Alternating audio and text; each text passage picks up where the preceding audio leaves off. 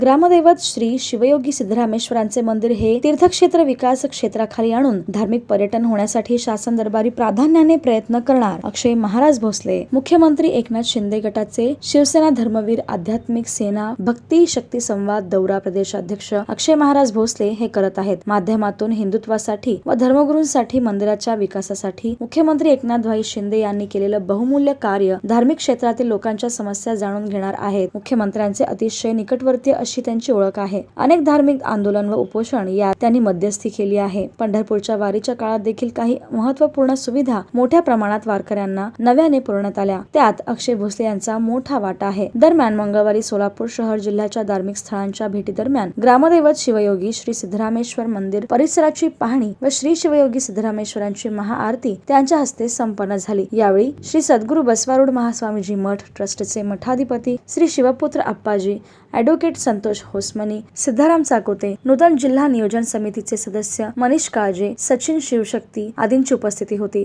यावेळी मंदिर समितीचे अध्यक्ष धर्मराज काळादी यांनी अक्षय महाराज भोसले यांचा श्री शिवयोगी सिद्धरामेश्वरांची प्रतिमा देऊन सन्मान केला। पुढच्या ग्रामदैवत श्री शिवयोगी सिद्धरामेश्वर मंदिर हे तीर्थक्षेत्र विकास खाली येऊन धार्मिक पर्यटन स्थळ व्हावं यासाठी शासन दरबारी येणाऱ्या काळामध्ये प्रयत्नशील राहून हे काम आपण प्राधान्याने करू अशी ग्वाही यावेळी अक्षय महाराज भोसले यांनी दिलं। दरम्यान मंगळवारी अक्षय महाराज भोसले यांनी जिल्हाधिकारी यांच्यासह सोलापूर शहरातील विविध मंदिरांची पाहणी करून दर्शन घेतले। राज्यातील 36 जिल्ह्यांचा शिवसेना धर्मवीर आध्यात्मिक सेना भक्ती शक्ती संवाद दौरा यात्रा दरम्यान करणार असल्याचेही यावेळी प्रदेशाध्यक्ष अक्षय महाराज भोसले म्हणाले। शहराची सुरुवात कुठून करायची?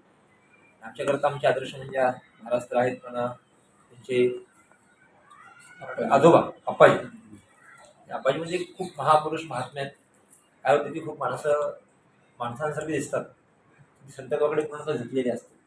त्यामुळे सोलापुरात एक मोठं म्हणजे मला वाटतं की अप्पाजी स्वतः अप्पाजीकडे नेहमी नसतं, पण अप्पाजी सांगायचे की तुम्ही आमच्या मठात जावा, मंदिरात गेलं पाहिजे। त्याच्यामुळे माझा योग चांगला आहे की आमची आज सुरुवात मात्र महाराजांच्या आशीर्वादाने सुरू झाली। त्यामुळे ही आता झालेली सुरुवात आहे। आता पुढच्या 36 जिल्ह्यामध्ये याच भगवंताच्या आशीर्वादानं आमची यात्रा यशस्वी होईल हा आम्हाला पूर्णतः विश्वास वाटतो। आणि या परिसरातलं मुख्यत्वे लिंगायत समाज खूप मोठ्या प्रमाणामध्ये आहे।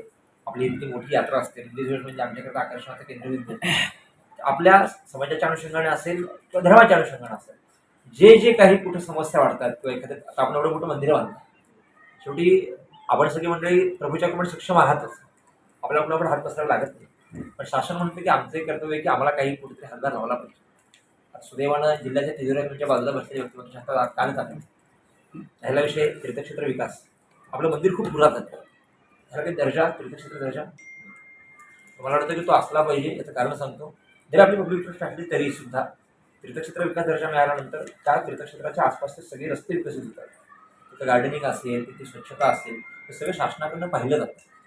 दुसरा गोष्ट की तीर्थक्षेत्र विकास का म्हणायचं आपण, तर गेलं पाहिजे आपण। आणि मोठी तीर्थयात्रा असेल तर शासन त्याकरता मोठ्या प्रमाणामध्ये 50 लाख 1 कोटी 2 कोटी म्हणजे सर्वसामान्यांवरती कुठलाही भार न पडता शासनच तिथे स्वतःहून सक्रिय होती की आम्हाला सुद्धा सेवा करण्याची काहीतरी संधी मिळाली पाहिजे। त्या अनुषंगाने विश्वस्त मंडळाने याचाही विचार करावा। आपण जर तो प्रस्ताव सादर केला शासनाकडे त्याचा पाठपुरावा करण्याची जबाबदारी माझी। सुदैवानं पालकमंत्री आता सध्या आदरणीय दादा आहेत, दादा हे अप्पाजींचे शिष्य आहेत, त्यांना गुरुस्थानी मानतात अप्पाजींना। तर आपल्याकडे आता सध्या म्हणे ना मराठीमध्ये 4ही 5ही बोटं कशात तुपात, अशी सगळी 5 बोटं आपली, ही 5ही बोटं आपलीच। त्यामुळे